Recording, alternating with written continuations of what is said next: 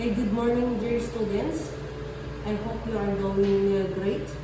As we go along with our lesson in personal identification, I would like to introduce to you the materials to be used in the taking of the ink fingerprints of a living person. So, we have here the materials. We have the inking plate. It is where we are going to place the ink. And of course, we have here the fingerprint ink. It is in tube and it's color black. And we have here the ink ruler, which is used to spread the ink onto the ink slab.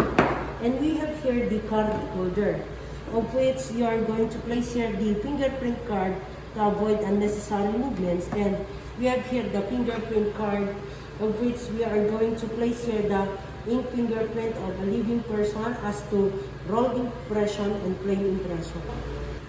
At this point in time, we are going to demonstrate the recording of an ink fingerprint of a living person. So, I will be the technician, and here is the subject. So, what we have to do now is that we have to place the ink. It's just a pea size, okay? Because if you will place a greater amount of ink in here, you would expect a very black image or output. So that is why it's just a little amount of ink. Then you have to roll it using the ink ruler by doing it like this. So you have to move it back and forth. So if you are at home, if you don't have the glass slab or ink slab, you can just use a folder. Okay? So you have to do it like this and use a glass to roll it so that it would be evenly distributed. So this is how you are going to do it. You roll it back and forth to make sure that the ink is evenly distributed.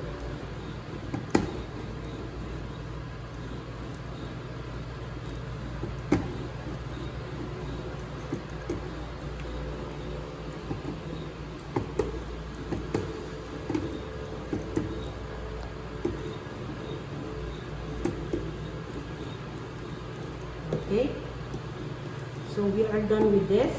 Now we are going to insert the fingerprint card in this card holder to avoid unnecessary movement during printing. You just pull it up like this. But at your home, you can just use a book, a heavy book to clip it.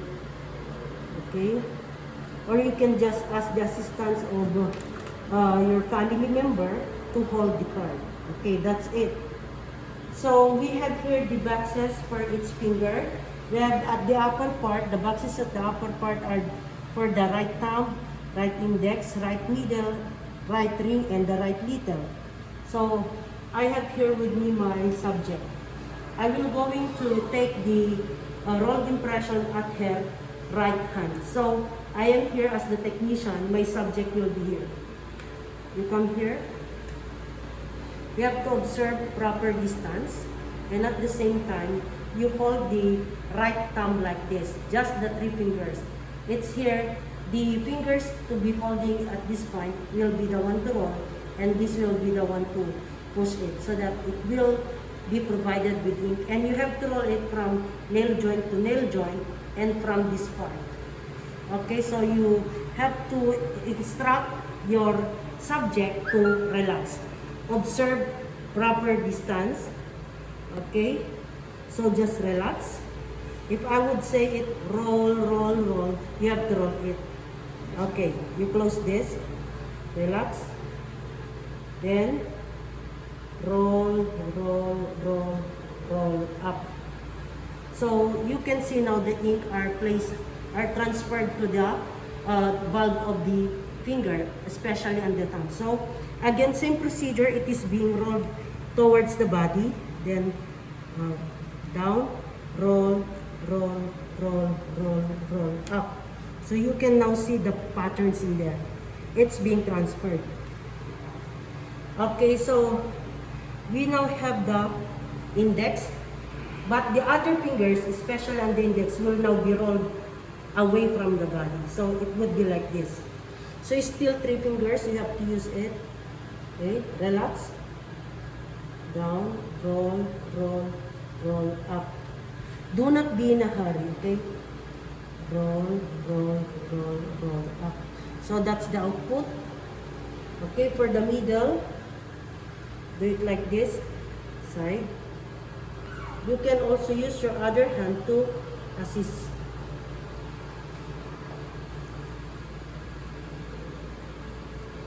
So there are also tendency that the fingers of an individual keeps unsweating. So what you will do is you have to wipe it before impressing on the ink slab so that the ink will not smear. Okay, this is the most difficult finger to record at the ring finger. Okay.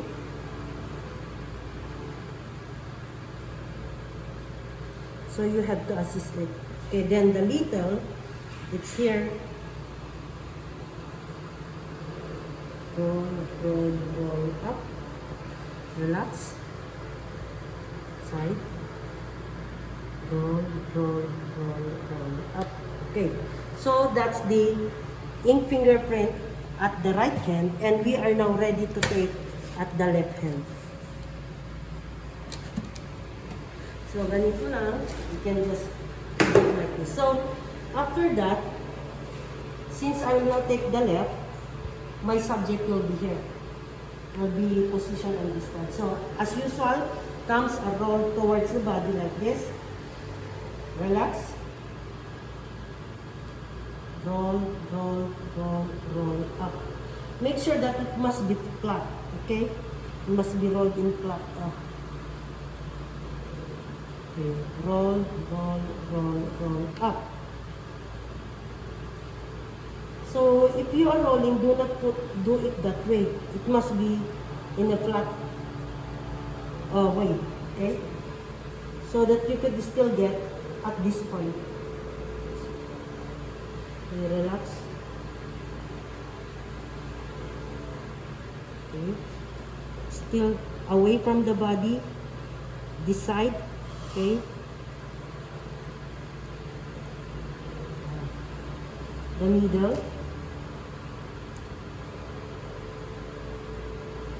Up. Relax. Okay. Then the ring. It's in here.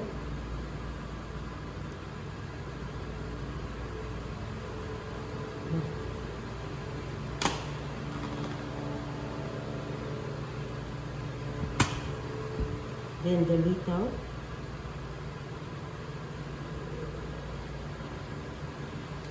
Okay.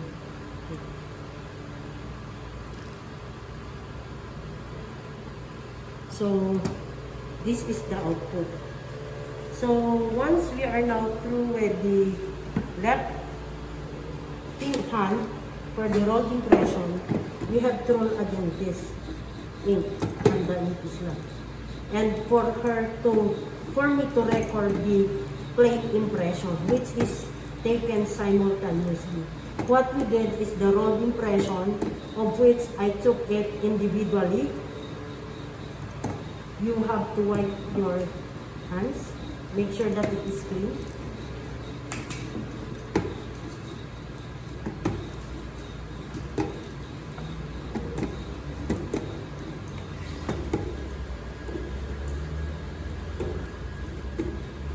Okay, so we are now ready for the plate impression.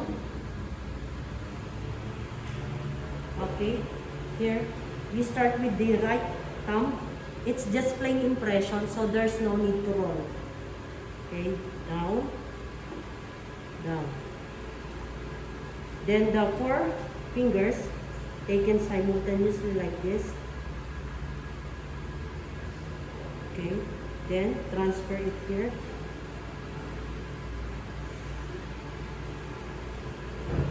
Okay, up, then here, left.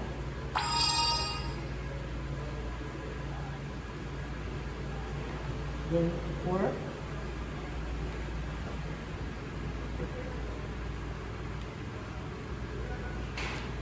So that's it.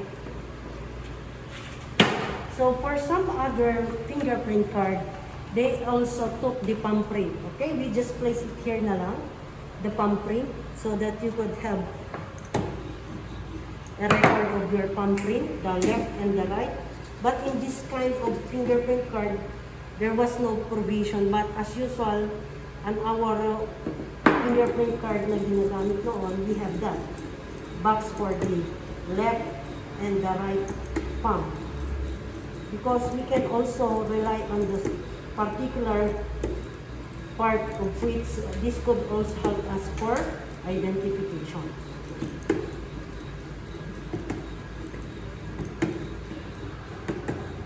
So what you have to bear in mind, avoid over-inking and make sure to roll the ink properly. And at the same time, the fingers. Okay, right palm. So this is how we are going to record the palm at the right.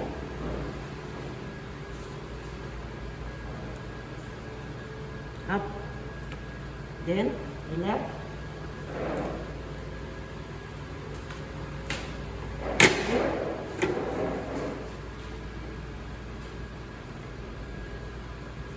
Okay, so that's it. This is the palm print of my subject. So, and at the same time, you make sure that you have to fill up the different data required in here. Okay, so this is how we took do the recording of ink fingerprint of a living person. So the rolled impression, the plain impression, and the palm print. But I can also require you to record your footprints at home using just using a coupon band or a folder. Okay, the left and the right foot. So that's all, and I hope you will enjoy the rest of the laboratory activities. Good day and thank you.